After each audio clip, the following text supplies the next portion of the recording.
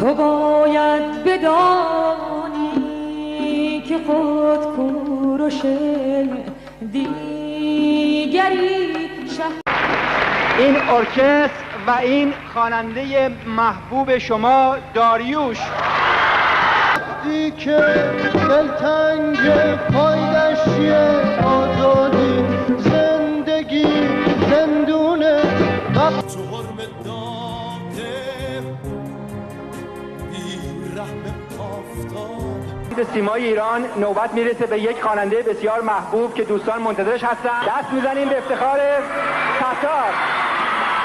سرخ صورتم